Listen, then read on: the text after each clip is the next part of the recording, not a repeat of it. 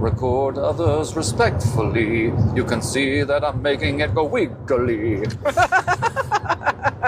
Well, it seems like it's working. You sure are. That's fantastic. All right, now everybody laugh at the same time.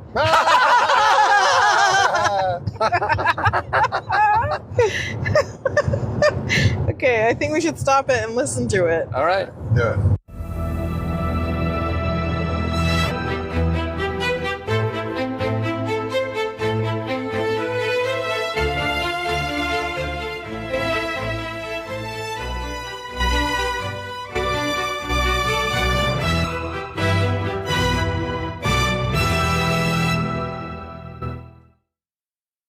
Welcome back, listeners. This is a very special episode of Arts and Crimes. We're locked in a car. I'm your host. Our mom left us at the grocery store. She said she'd be back in a few minutes, and we've been here for 2 hours. Yep. And now this is our life. Yeah. We're the new boxcar children. But she left it running. Let's just hope we don't run out of gas. Yeah, the AC is on. I'm your host, Kelly. I'm Brandon. And I'm your temporary guest co-host, Josh. Yay! That's so professional. Yeah. So we're currently on the second half of a drive that is 12 hours-ish long. So I figured, why not do a pod while we're trapped here? What's great is I'm just now realizing, we're recording this on my phone, like using my phone, but that's also where all my research is at that I did. You can just minimize that. Can I? And it'll still work? Not a problem at all.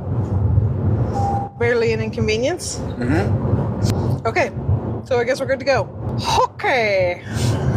Anyways, so I didn't plan too much because I figured we'd kind of like just raw dog it, you know? Yeah. Play the ABC game. Or the... And we could do the one word story. Oh, that went so well last time. Or that one game where you have to try and say the same word.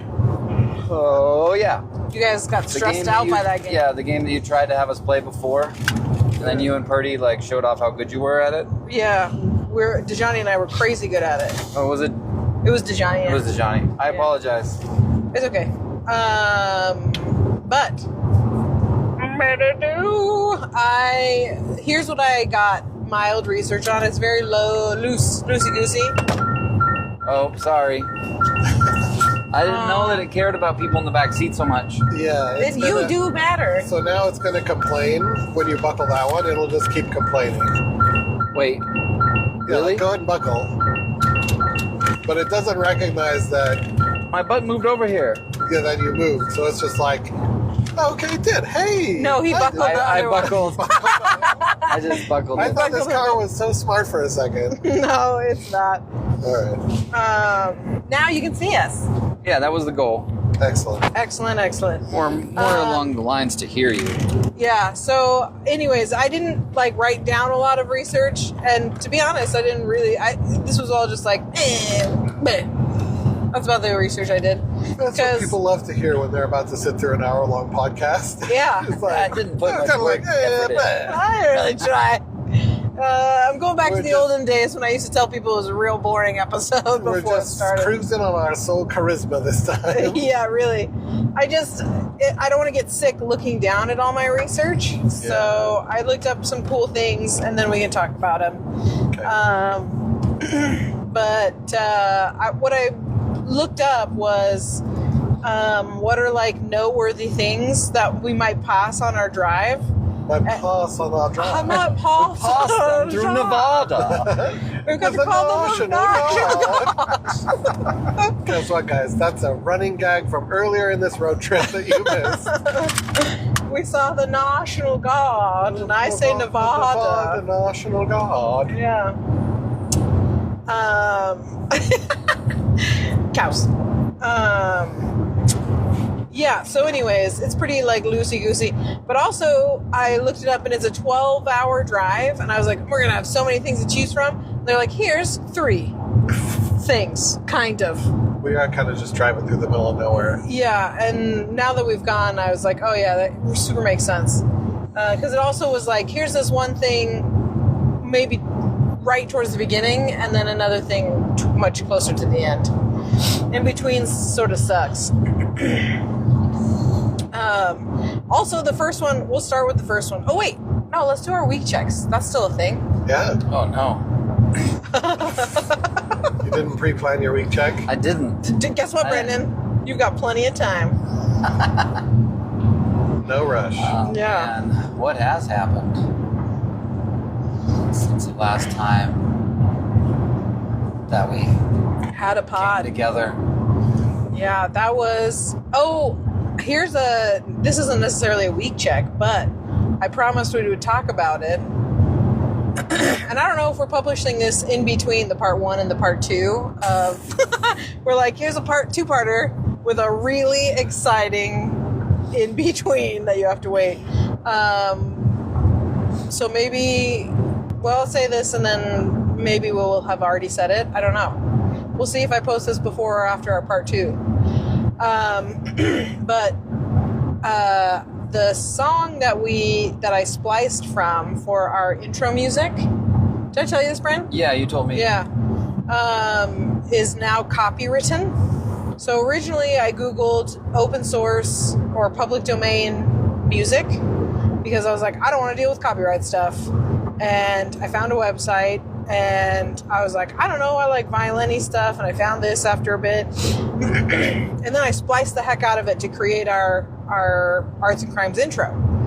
And then a few months ago, it was like, hey, this is on a Creative Commons or something, so you can use it, but this person is saying that she owns it or that it's hers. And I was like, that's fine. And then YouTube sent me an email in April and was like, hey, this artist has copywritten her music now, and so this song is copyrighted. And that's not a problem because we don't make money off the pod, but if we ever did, it would be a problem. And I was like, what?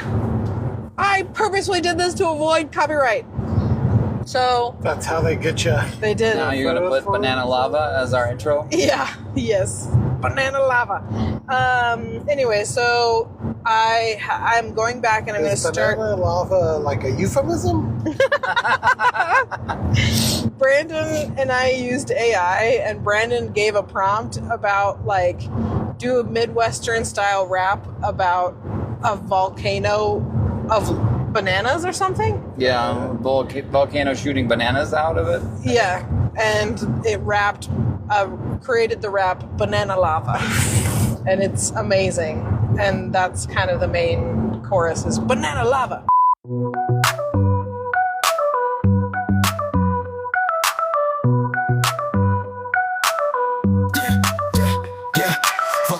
Wild, spewing flames of Tropicana, erupting on bananas, ain't no savannah. Midwest shockwave, rocking a bandana, hot magma, flowing fruit cocktails in a panorama. Cornfields in the rear view, Midwest saga. Banana bombs dropping like an arcane opera. Streets shaking, quaking, fruity pinata. Volcanic fruit storms, call it banana lava.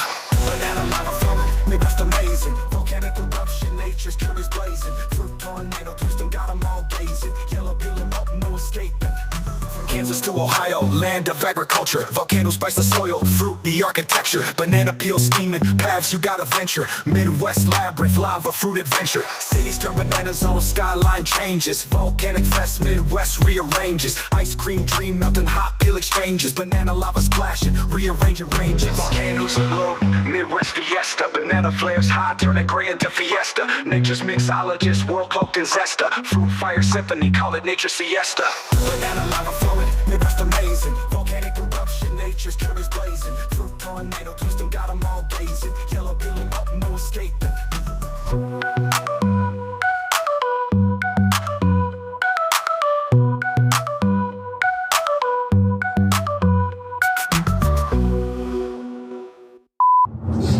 Sure. It's amazing. Yeah, it is amazing. So anyways, I don't know what that new song is that we have playing at the beginning of our episodes now, but you will now have heard it. Let's do it right now using the power of a cappella. So we can do any music style trick. Do do do do do do do do do do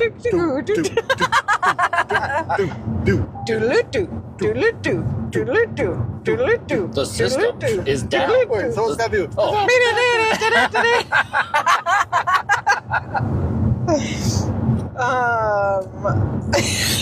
That's right. Hiss, you're never around when I need you. We need 4 people. Yeah, we need Rochelle. 4-parter. 69. That's what the mile that marker that was. Mile marker 69. Anyways, so Josh, I think, is going to write us, or have had written us, a new intro song. In the future, when this is done, I will have had written you one previously. Yeah. But I have not have written it already. Correct. So, I'll systematically go through and replace the old ones as far back as I feel like I will. And then that's our new theme music. So that's the story there. So that probably counts as my week check. Okay. So last time we got together, I already talked about calorie tracking with Jim and I, right? So, I don't know, man. Not too much is really... No scooter news? No scooter news. No, I've been driving the kids to work or to school. While And they can't fit on your scooter? no, they don't. It's just not safe. You're When so does that ever responsible. stop ya? Oh, we both said very opposite things. So nothing scooterly. I don't know. I think I'm gonna pull a Josh and be like, your guys' week check is my week check. That's pulling a Josh? I feel like he says that, and then he always ends up with a week check. Yeah. So Maybe fill it you in. go, Josh, and then that'll inspire me. Much like this landscape is inspiring. Yeah, super inspiring. Josh is gonna be as inspiring as this landscape. Well, let's hope I can be a little bit more inspiring than this landscape. Let me... Nope, I can't. I'm just going to pull a Brandon and say your guys' week check is my week check. Pulling a Brandon is having 2 week checks for me to choose from, and then I still put them both But on. I'm pulling a Brandon, pulling a Josh. I'm pulling a Josh by proxy, but I'm calling it pulling a Brandon because I was offended that you guys called it pulling a Josh. Well, I didn't say that. You can be offended at Brandon. I am, constantly. He's always getting me down. He's like, I'm the older brother. There's nothing happening, and then they're just like, by the way, town, maybe? Yeah. I would hate to live here. What is this? Denio Junction? Denio? I guess it's not a town, it's just a junction. Winnemucca. We're on our way to Winnemucca. Hey, look, Nevada is both left and right, and those are our only 2 options. I mean, probably my week check-in would just be this trip. Yeah, tell us about your trip. It's been pretty good. I haven't had to drive at all. Kelly and Josh have taken on all the driving, and I guess I've just figured that being squished in the back seat is how I'm gonna Contribute to this. Sacrifice enough. Yeah. Well, I do appreciate it.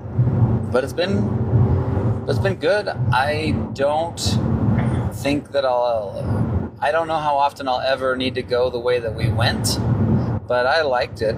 I like this way of going. I think more than the regular route. Yeah, it's very long and lonesome road. It's fun. Yeah. It's like the introvert's highway. No, it was. It's the opposite of the highway to the danger zone. Yeah. Highway to the library. Anyway, I don't know. It was good to see people. One of my uncles I hadn't seen in so long, he didn't recognize me. So That was great because Brandon had a bit of a brain fart, and our uncle reached his hand out to shake Brandon's hand. And what were you intending to say? in my mind, I saw myself saying, "I get a handshake." as a question. Question? Because I knew I wanted a hug. I deserved a hug from this man. Obviously. But what came out was I get a hug. A demand. Yeah. I like that. I guess subconsciously I knew what I wanted and I went for it. Yeah. You're learning. Let's see. What's my week check? Is that the end of your week check, Brandon? Yeah, I think so. Okay. I also went on the same road trip as Brandon. What? Surprisingly. It was my first Catholic funeral, which was interesting.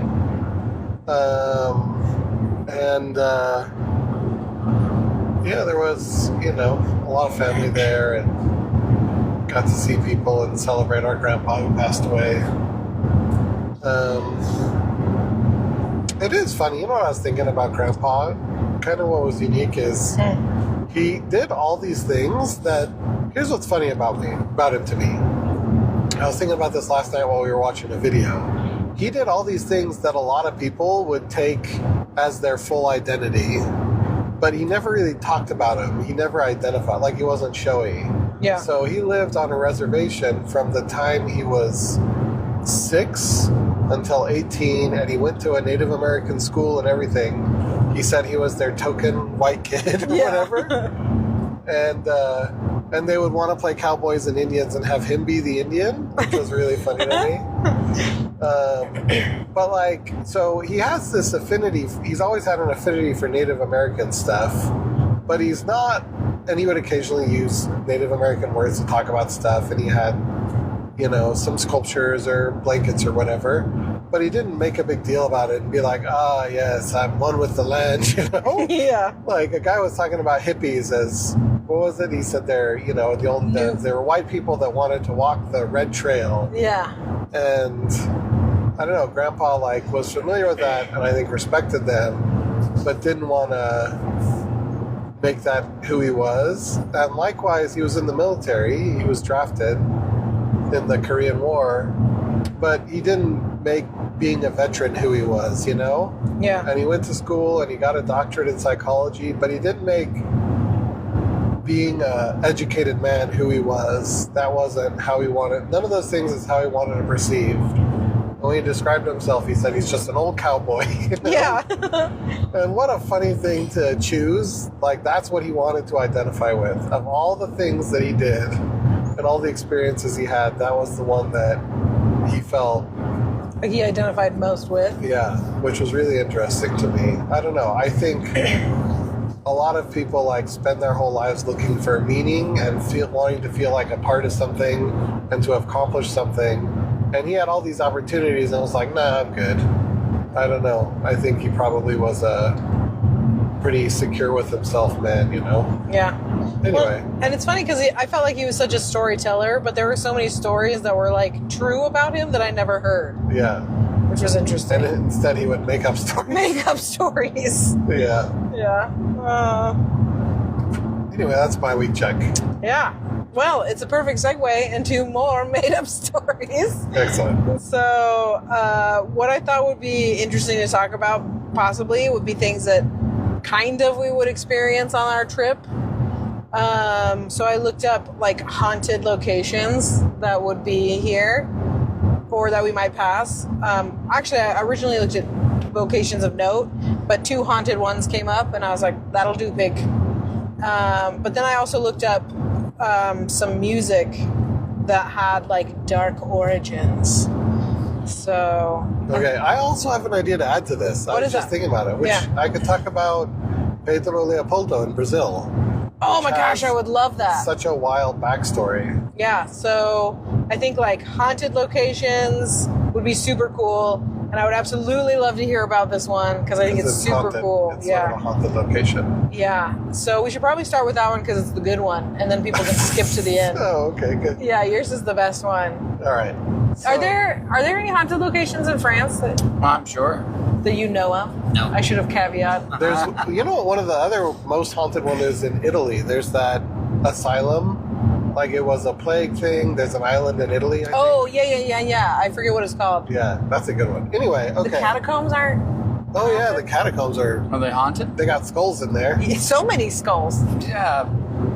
But they're friendly skulls. Yeah. Yeah. They're like, we don't haunt people. They only died in plagues. Yeah, no big deal. Okay. Okay, so Pedro Leopoldo was, well, it still is, but I served an LDS mission in Brazil, and that was one of the areas where I served. And it was really unique because it's a small town, but it was very, like, bright and colorful, and everything was neat and tidy, which, like, the first area I stayed in was a much bigger town, but it had more poverty, and, like, the square was, you know, dirty and litter all over the place and stuff. And so I went through a few areas like that, and then I went to Pedro Leopoldo, and it was like this picturesque, like a vacation town. And I was really surprised. And it was kind of, I feel like it would make I've wanted to write a book about it or a screenplay, because it's just this like gorgeous little town, and it's got a little plaza that's beautiful with trees and ice cream shops around it and stuff, you know? Mm-hmm. Not what you would imagine when you say you're going to a haunted location. Yeah. And then there was, so I don't remember if I was with a member or whatever, but we were walking by this place, or maybe we were busting by it, and there was this big cemetery, and there were all these people out there with candles, and I was like, what's this all about? I was trying to ask about it. So the story I'm going to tell you is what I heard, which may or may not be true, because, you know, it happened quite a while ago. It's like word of mouth from it's the word of natives. mouth. So who knows what happened, but they go, oh, that's the Cementerio dos Bichos, which means that's the cemetery of the beasts. And I was like, well, that's intriguing. What's the cemetery of the beasts? And they go, well, about 50 or 60 years ago, about that time, which would be 70 years ago now. I'm so old. There was a sickness that came to Pedro Leopoldo, and it was some kind of plague, and it killed half the town. And people would just get sick, and a few days later they'd be dead. And once you showed the symptoms, which were really obvious what they were, there was no chance. It was like a 90% mortality, 100% mortality. And so they had this cemetery, and they started burying people in the cemetery. But what wound up happening is they were so scared that once people started showing symptoms, they would just bury them alive. Oh my gosh. That's why it's the cemetery of the beasts. And eventually, there were too many people getting sick to keep up with all the burying. So there were all these caves. So Minas Gerais, which is the state, is a really rocky, hilly kind of place. Mm-hmm. And in these rocks, there were caves. And so they took one of the caves and they set it aside, and they put a big metal door on it. And when you started showing symptoms, they would just shove you in the cave to die. Oh my gosh. And then close and lock the cave on them. And then people would just get shoved in there over and over again. And like the Brazilian National Guard came, or whatever it's called. Mm-hmm. And they, took military control of the place to try and get it under control. And they're the ones who chose the cave and got it all sealed off and just started shoving people that were still alive in the cave and all died together in the dark. It sounds terrifying, doesn't it? Yeah, I would understand why it would feel haunting. Yeah. Even if there isn't any recorded hauntings happening, I can't imagine it feeling like a lovely place to be. Yeah. And Pedro Leopoldo also happened to be one of the main centers of a religion in Brazil called Espiritismo, just kind of like voodoo, sort of. It's it's not a typical religion. Does it mean spiritualism? Yeah, spiritualism. But they had this idea that they needed to commune with these people and help them find peace and move on to the next world. So they would offer up their bodies to be possessed by the spirits of the wandering, ghosts or whatever. Mm-hmm. And then they would have conversations with them while they were possessed, and then that would help them find closure and be able to move on to the next life. Dang. That was one of the parts of this religion, which is pretty wild. And then the other interesting thing about this city that I think just added to the spookiness, but it was not directly related. I think this was probably later. Is they had a great big modern hospital, not modern, but it was built, from the look of it, it was built in like maybe the 60s. So not long after all this happened. Yeah. But it was completely abandoned, and it was just this super creepy look. So it had like all the like bright colors and kind of curved architecture. What's that type that was popular in the 60s? 60s? Like mid-century modern-ish. Oh. But whatever the architecture associated with that was. Yeah. And so it was this big hospital, but it was just overrun and With ghosts. With ghosts, yes. And I was always like, why would they do that? Because Brazil doesn't have great hospitals. Why would they build something and then just let it go to ruin? So in my brain, I made all this like canon of, here's what happened in this town, you know? So it was pretty crazy though. Hospitals feel like prime haunting areas for sure. Especially abandoned hospitals. Yeah, absolutely. But yeah, that's the story of Pedro Leopoldo. That's super cool. Yeah. Very nice. So the rest of what I'm going to tell you guys is just not as cool. Just be aware. Okay, so I'm going to start out with the first one, which was so in Tooele, Utah, one of the things that was of note. You need to explain how to spell Tooele. Oh. In case they want to Google it later. It's Toole. Toole. Yeah, Toole, which they pronounce Tooele. It's for crazy. some reason. Yeah, it makes no sense, but that's how it is.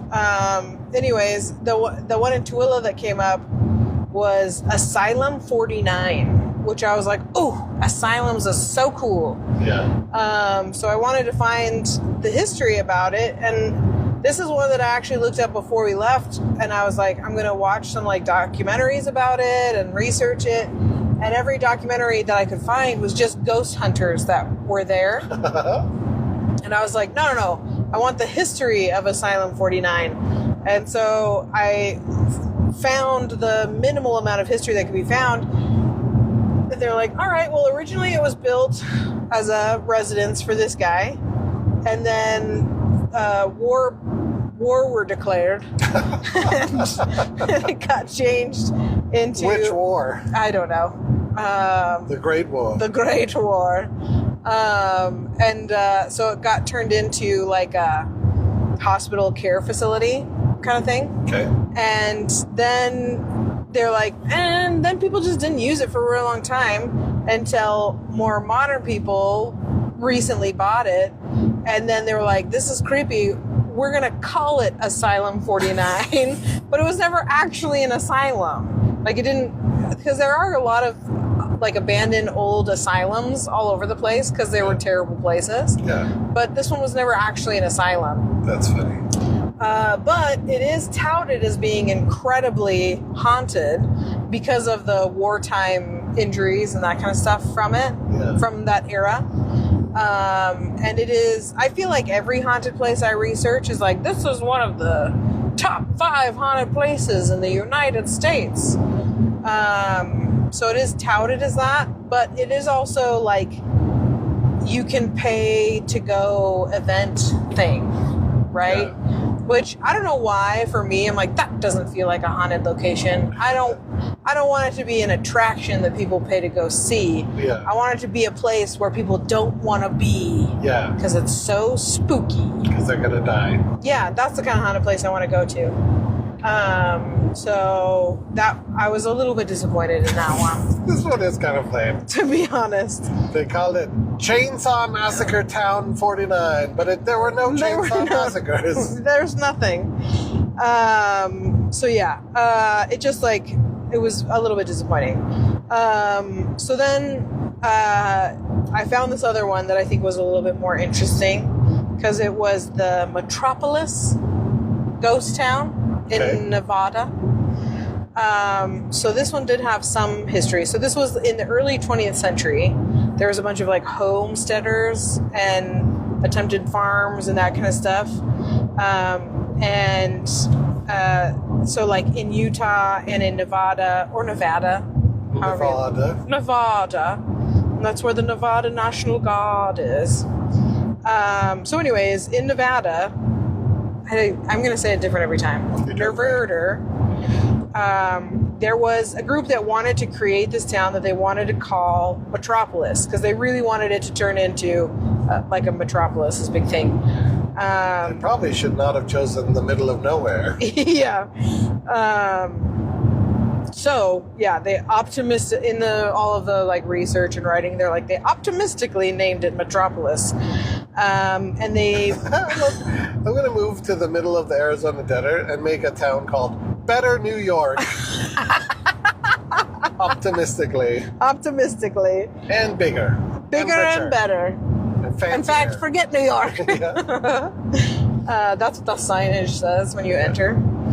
And the company purchased it for $40,000, or it was 40,000 acres of desert land. So they built a dam on Bishop Creek and started to plan the city kind of around that, hoping to use the reservoir for irrigation once the dam was completed. And actually, there was a very large quantity of LDS church members encouraged to move there. Okay. So it was one of those sort of like send the Mormons to go get her started situations. So it became a very predominantly Mormon town, although there was no church ever built there in Metropolis. And it says it's because the Mormons use the town as amusement. So Amusement? yeah, there was a town amusement hall as the like meeting house. So it was like, I guess, not churchy enough. Yeah, and it was an attempt to like to demonstrate that they were like doing well, because they were like, look, we have amusement here. Only places that are doing well have amusement. And they built a post office, a school, a train depot, and then a magnificently modern hotel. Wait, hold on. If you're looking to create a thing, what is the one building that only a big city should have? If you are... So you're trying to imply that this is a big city. Uh-huh. You're planning ahead. That we know this is going to be a big city. What's the one building that you should build? This is not me being like, I know the answer. I'm asking like, if you're planning it out, what building do you put in to be like, this is a real city? A city hall?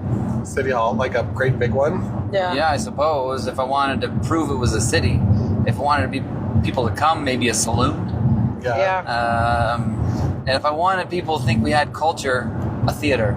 A theater. Yeah.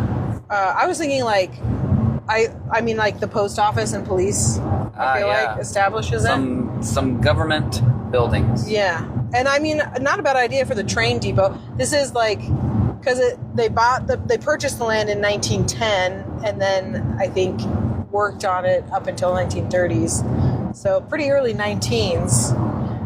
A train was a pretty big deal. Yeah.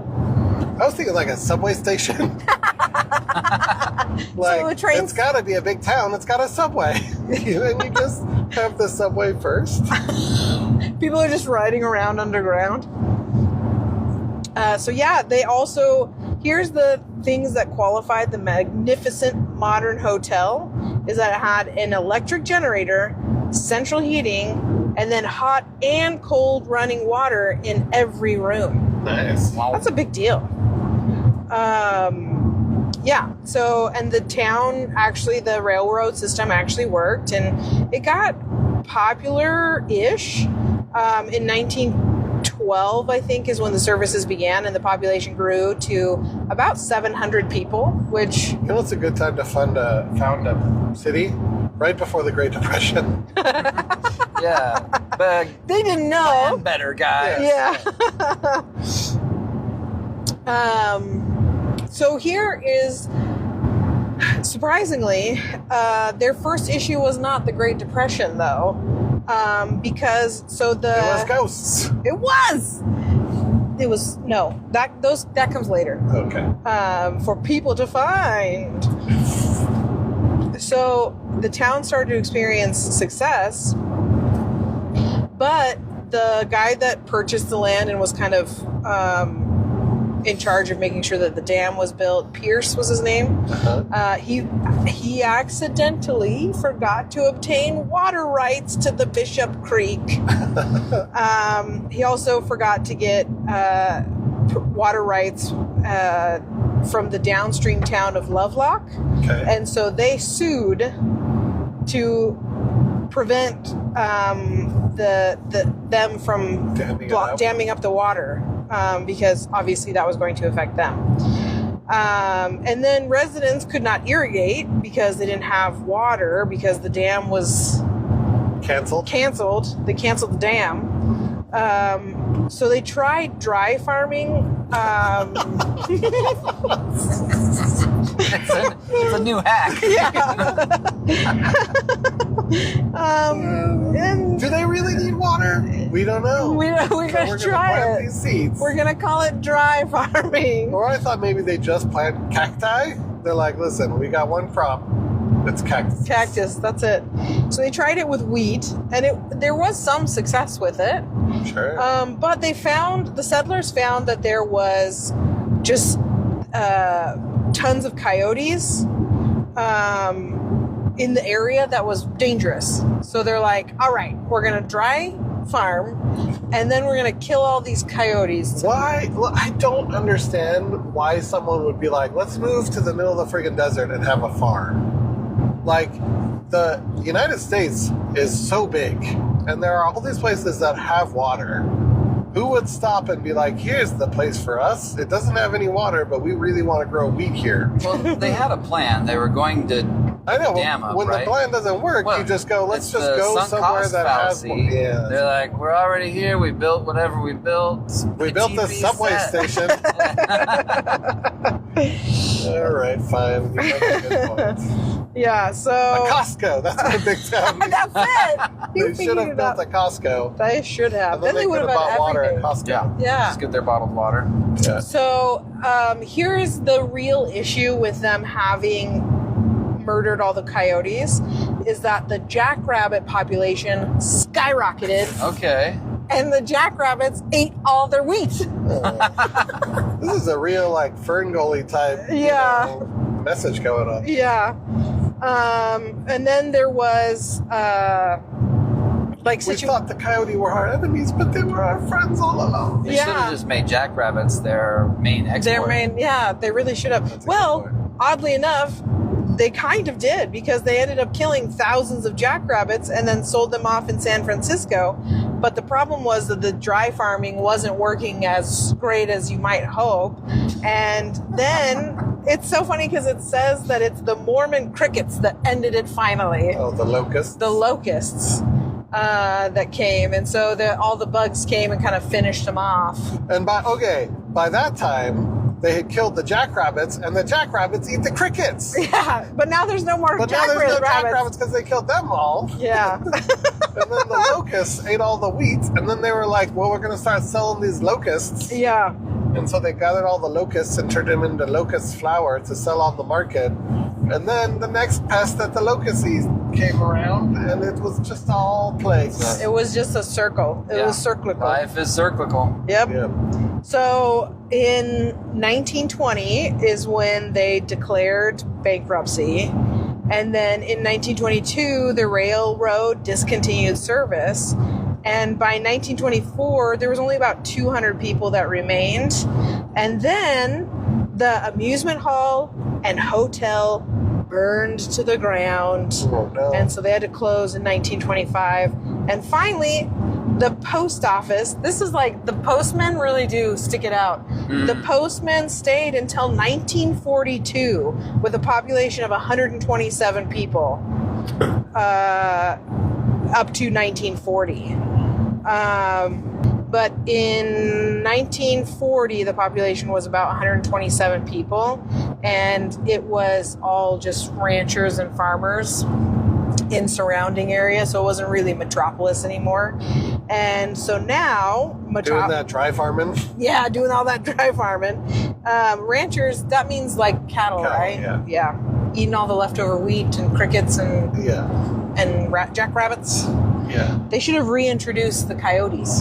Yeah. Yeah. And then by 1950, the metropolis was turned into a ghost town. There's still some remaining buildings, and that's what people can go see is those ruins of the hotel and the cemetery and that kind of stuff. So all that remains is the skeletal structure of what was optimism in the early 1900s. Yeah. Interesting. So where's the ghost come in? I think All the it's jackrabbits. all the jackrabbits. Thousands of ghost jackrabbits. and the murdered coyotes. Yeah. Um, And they work together to haunt the people. Put aside their differences in the next life. It's really inspiring. yeah, it really is. Yeah, so those are my two haunted locations. But I also was like, I feel like the main entertainment that we do on a drive is music. Yeah. Yeah. True. True. I feel like I haven't given you a lot of opportunities to talk, Brandon. Oh, I don't know how to. Butt in. Yeah. We've talked about this before. Yeah, that you need to give- just butt in. Just butt in. Hey guys. And not just sit there thinking that I'm the rude one. Man. It's. Plus, I'm in the back seat. There's just like this physical. Now there's a mental barrier for me, but then there's this physical one as well. I'm a second-class citizen back here, man. You don't want to hear my thoughts. But you Oh, yes, we do. scooted into the middle seat. I did, which is less roomy. Turns Yeah. out there's sure even less. like the head space here. Really? You're gonna open up the top? It doesn't open all the way though, just a little. There you go. Now you got all kinds of space Look for your at all head. that. You're living in luxury. Tell us a ghost story, Brandon. Ghost story. Yeah. What's a haunted thing in France Or wherever. or I don't have wherever internet to Any haunted Like, thing you've figure ever that heard out. of in your whole Oh, life. in your do have whole internet. life? Look up how haunted the catacombs are. How haunted are the catacombs? Sure. So haunted. How? Listeners, search with me. Unless you're driving. How haunted are the catacombs? One of the world's most haunted locations. See? We knew it. It's only got 6 million skeletons. Yeah. That's so many skeletons. What have you gone into the catacombs? I have been in the catacombs. Okay. Do modern people try and get in the catacombs? What? Like Like could to you get be buried? like, bury me in the catacombs, Oh, please? I doubt it. I think it's probably like a protected It's full sort up. of. It's full up. It's- No room at the yeah. inn. Do you think there is a black market for catacomb burials? Where they're like, if you die, we'll strip you down to your bones, and someone will sneak in at Sneak night, you into the and catacombs. stick you next That's to one wild. of the Knights Templar. Are the Knights Templar buried in the catacombs? I don't think so. No. You have. You've cross-contaminated. Yeah, I don't know. I was thinking I Indiana don't know, man. Jones. Anyway, But that would be like a crazy, like, oh my gosh. I wonder if. So I don't know about a black market, right? That doesn't seem very marketable to me. But it does seem like maybe people could try and sneak loved ones in there. yeah. Especially like if you were cremated and somebody just like threw your ashes into the bones or whatever. Oh, I wonder if that's happened. It is. This is the abandoned building Yeah. The one with the helicopter. that the helicopter showed up at. Yeah. Listeners. You can see it much better from here. Yeah. The first time that we came by, there was this abandoned building. We're in the middle of nowhere. There's nothing. There's not even coyotes or jackrabbits. And Because they kill them all. because they killed them all.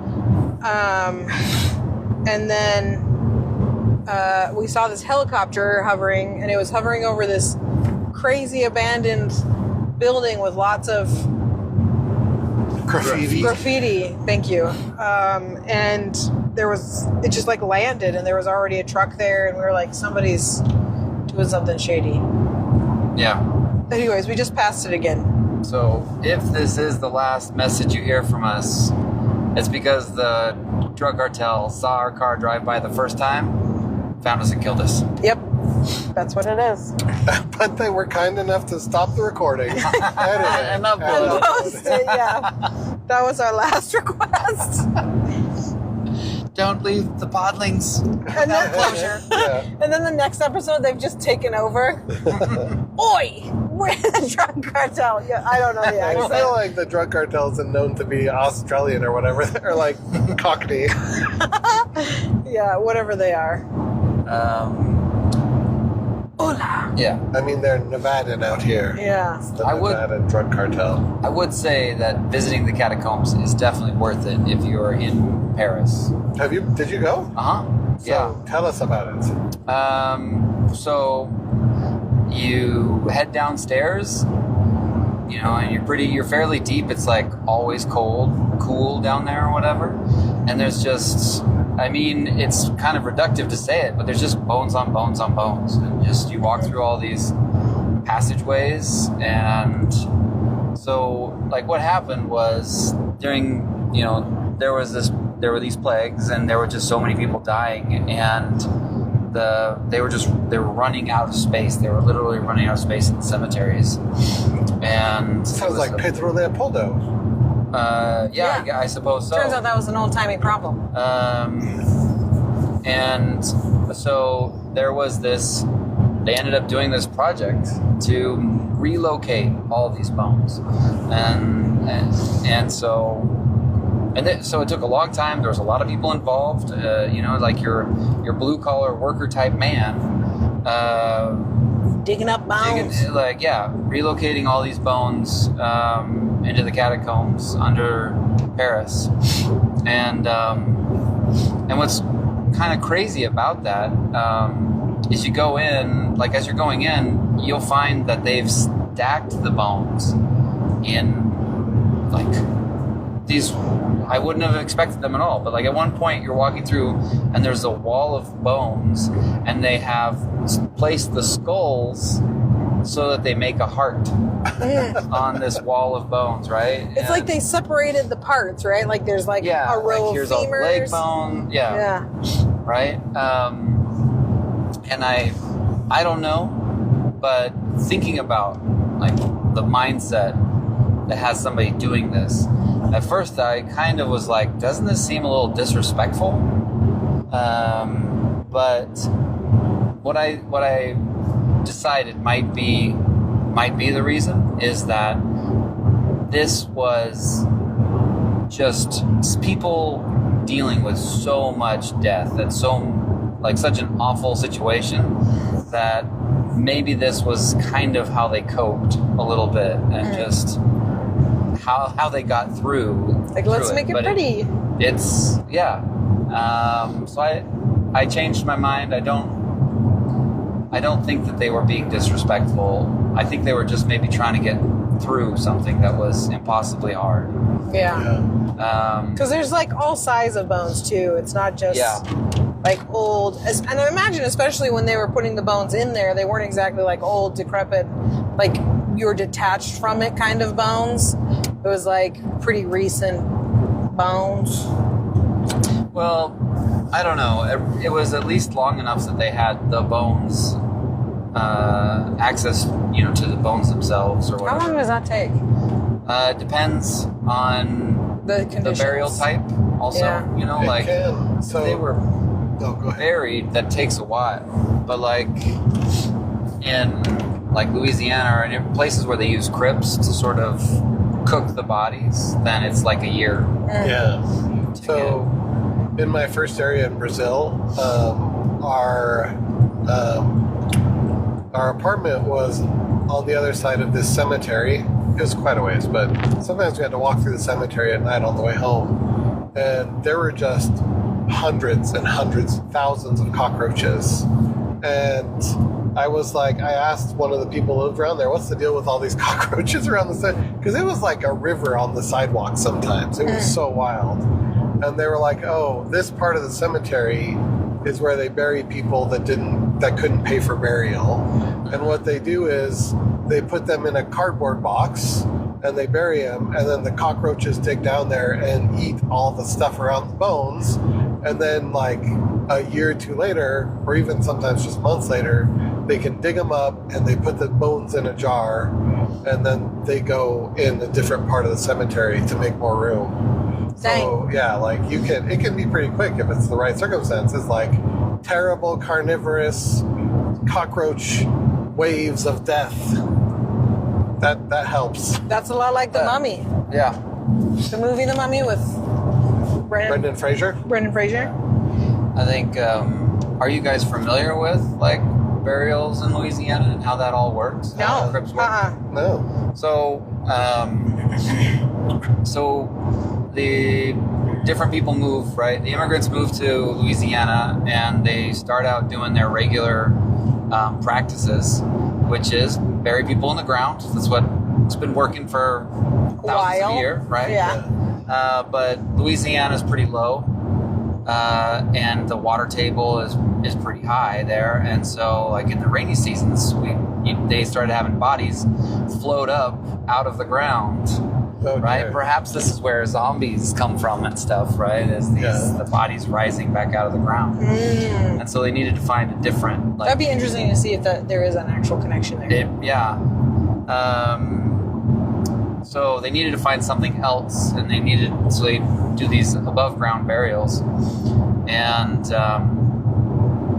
what they ended up doing, because they had quite a few bodies too, space is always a premium, is they'd have these crypts, and like if your family was wealthy, you'd have bigger crypts. And what it ends up being is this small stone building that you can go into, and it's got a bunch of different shelves, and you can have like I want to say that the crypt that I saw that had the most people in it was like 80 Woof. people in it. And the way that works is, like, after when a body gets reduced to just bones and the ash and dust that's left over from decay, it fits into a much smaller space. And so inside the crypts, you have shelves all along the walls, and in the middle, it's what looks like almost an altar. And when someone dies, that's where their body goes, is that table in the middle, that stone table in the middle, and then they seal it back up, and the sun comes along and bakes these crypts. It gets super hot inside there and speeds up the decomposition process. And so after a year, they come back, and and it's just bones and dust, and they just collect it all up and put it on a shelf, and now the crypt is ready for the next person. Right? That's so crazy. Not crazy like those crazy people, but like crazy interesting. Yeah, I thought so too.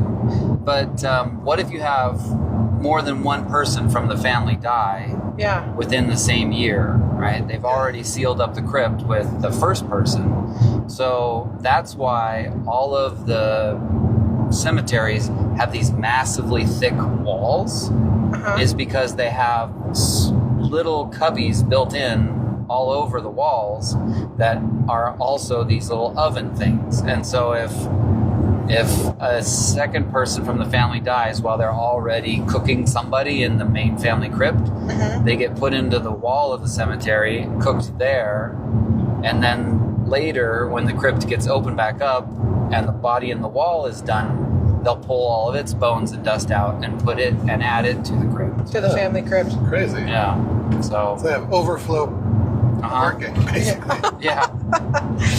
Man, and you think, I mean, obviously they had to create that because I feel like, especially back in the day, it was not unheard of for a sickness to tear through a family.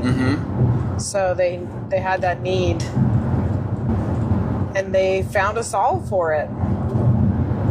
That's so crazy. I didn't know any of that. That's in Louisiana?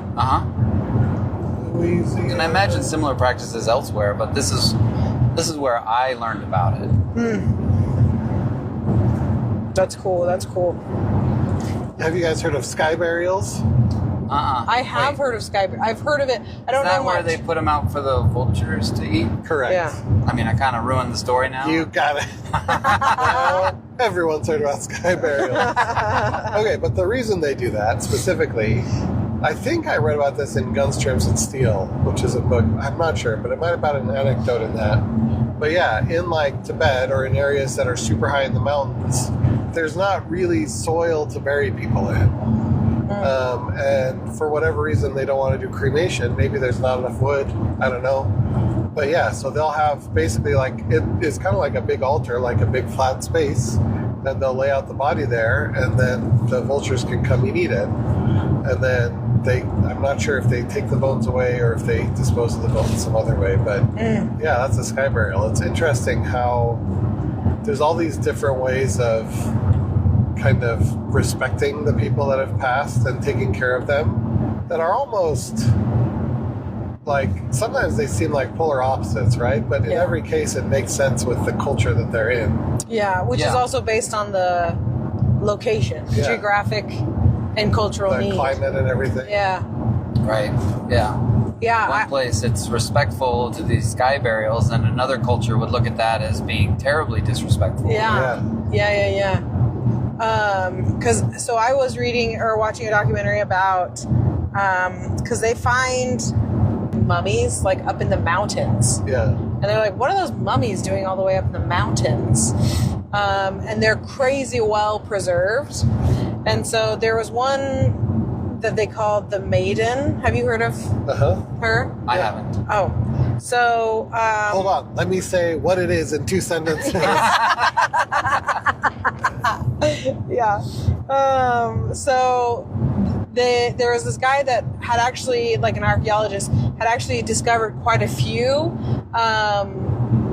Incan mummies, and he had found a few of them on mountainsides or tops of mountains. And so he was continuing his research there, and he undug this one that was crazy high up. Like, you needed oxygen and stuff up at the top of this mountain. And she was super well preserved. So well preserved that she looked like she was just sitting there in this little like cubby with her legs crossed and her hands in her lap. And you could see like her skin was not shriveled like a mummy was. It was just like regular. And you could see, you know, all of her facial features. Her hair was in braids. And they were super impressed with how well this mummy was preserved. And so then they were like, we got to figure out how she got up here and why is she in this burial place. And she had like a blanket on her, and there was this headdress that was made of feathers, and it's one of the best preserved headdresses. Oh yeah, is this the one where they figured out that they trade? Look at that dust devil over there. Ooh, that's crazy. Oh, dang. So in these headdresses, they would find feathers from parrots that were all the way from the northern Amazon. So they were like, their trading network extended all the way that way. And they didn't just like buy the feathers. They could look in the feathers, and using the isotopes, they could tell what the birds had been eating. And so they could see a division between their native, like where they grew up, and then all of a sudden their diet changed significantly to be grains from where they were found. So they weren't just taking the feathers, they were exporting domesticated parrots all the way from the northern Amazon all the way down to to the center of South America, which is really crazy when you think about it. It's so crazy. That wasn't covered in any of the documentaries I watched about hers, and her headdress was all white feathers. So I don't know if that was included. Yeah. But I mean, that's definitely like a legit study they did. I think there was like a doll or something, and one of the blankets that was left was typically given to men of the time, and so they were like, why does she have this blanket?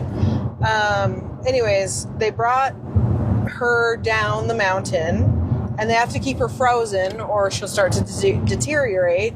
But they took some samples from like her hair and some samples from her clothes and from her stomach. And they did a CAT scan they scanned her. So you get as much information as they could about her before they refroze her to see if they could figure out the mystery of what she was doing up in the mountains. And so some of the first things they discovered was that she was 14 years old. And so based on the fact that she was 14 and very well taken care of and in all of the ceremonial stuff, they're like, she was probably a selected sacrifice to the gods or whatever. And they're like, but why all the way up this huge mountain? And how did she get up here without, because they needed like specialized gear and oxygen and stuff to get up there. And she's just this like 14-year-old girl that's up the mountain. Yeah. And and she also had like a big bulge in her cheeks. And they talked to a bunch of the natives in the area. And since, hundreds and hundreds and hundreds of years back, they would find coca leaves. And it's like the leaves of the cocaine plant. And if you just chew the leaves, it helps with, what is that called? Altitude sickness? Oh, really? Yeah. So chewing that and sucking on that helps with altitude sickness. And there was something else in her system that was a drug that is also supposed to help with altitude sickness, but is also associated with these sacrifices because they didn't want them to feel pain or be scared. Yeah. And so basically they figured out that these sacrifices that they would choose would walk all the way across country to find the highest mountain they could, because the higher you were, the closer to the gods you were. And then while you were climbing the mountain, you would get this big wad of coca leaves and keep it in your mouth so you could chew on it and suck on it, and that would help with the altitude sickness. And then whatever drug she had at the end, they gave her, and they had like dug a hole and she just sat down in it, and they assumed that she either like was suffocated or, because there was no signs of violence or trauma, it just looked like she laid down and fell asleep. And that was apparently like a tradition that was done annually for this ancient tribe or whatever. But it's so interesting to me, like death practices and religious practices of like ancient cultures. I think we talked a little bit about it, like how we try and solve problems that we just don't understand. Yeah. Like vampires and werewolves and all that kind of stuff.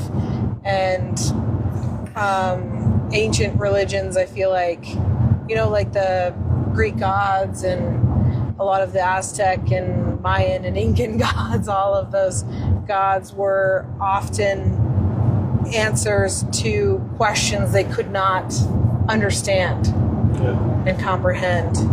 And we were talking about how we're no different in a lot of ways. Yeah. Well, I was thinking the catacombs might be a worthwhile subject for their own podcast. Yeah, we should do an episode. A Brandon-led episode? Brandon-led catacombs episode. Do we get another Brandon one? Do we want another Brandon one? Yeah, we do. Everybody does. Leave a comment if you want Brandon.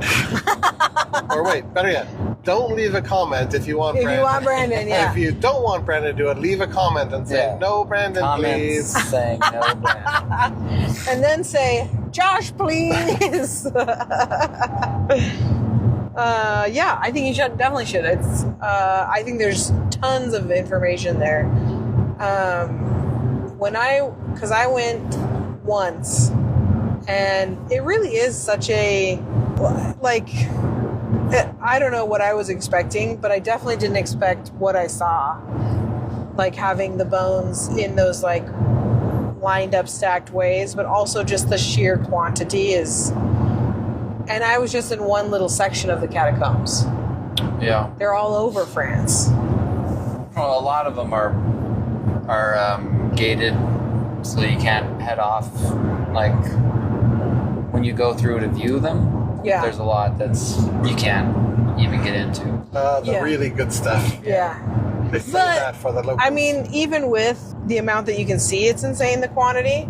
And so the idea of like how much there is that we don't see. It's Yeah. just so many bones. I'm sure that when our podcast really takes off in France, that we'll probably have a sponsored invite to come see some of the hidden areas. Yeah, that Yeah. would make a lot of sense. And because my French accent is so non-offensive, We'll have it in. they'll really Yep. like us. Yeah. I think it's a great idea. It would be cool to go To France? To France. It would be. and do the catacombs. We'll find listeners, comment if you want us to travel to the catacombs. If you Buy really our want it to merch. happen, send some sort of donation. Yeah, I've been told by my financial manager, is what I'll call her, that I should set up a Patreon to help pay for stuff. So maybe we'll set up a Patreon for our catacombs trip. Look, if you want a catacombs episode, we're only going to do it from the catacombs. It's very reasonable, listeners. There's at least 60 of you. Yeah. If each of you just submit $1,000, You're going to have a really good catacombs trip. It would be so worth it. You know what? For $60,000, we can visit the catacombs and that other one in Italy that's super haunted. Yes, we'll do both. Yeah. Yeah, as a bonus to you, listeners. Yeah. we need to spend all of it on the pod so the pod makes no money. Yeah, so that it's not a tax Tax thing, liability yeah. for us. Yeah. French We'll just be more listeners, sensitive. s'il vous plaît, par français. How do we say, tell us your most haunted place and we'll visit? Yes. Just like you said it. Yeah. Okay, no, good, yeah. say that in French. Tell us the most You haunted jerks. place. And then we'll visit. That's Italian. Mario. And we will visit. I can't think of anything in French. Je suis Le papillon. le papillon. Je suis heureuse d'être ici. I think I said I'm happy to be here. Okay. What? You said, I said, Je suis heureuse? Je suis heureuse d'être ici. Oh, yeah. You did.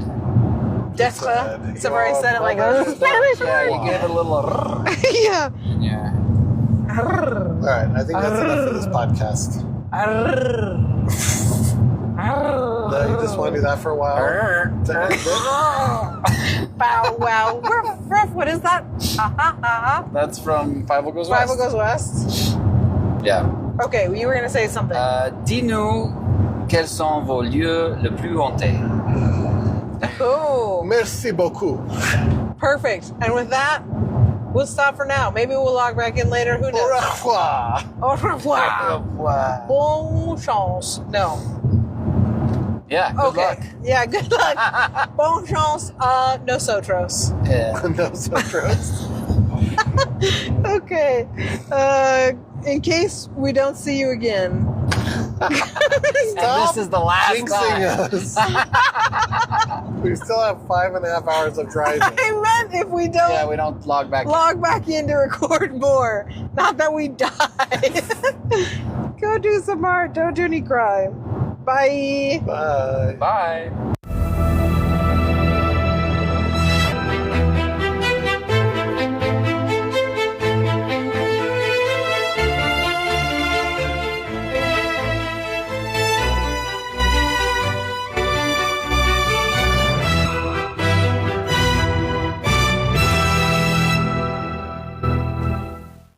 Description has more words. We're talking. We're You talking gotta move. forever. Yeah. Don't You let us closed stop it. Now we're talking. Yeah, And we're putting all kinds of words on screen. I don't know what transcription is going to look like with two people talking at the same time. But, okay, switch back now. Go back there. See, did it work? It said. Inward breathing, Kyle.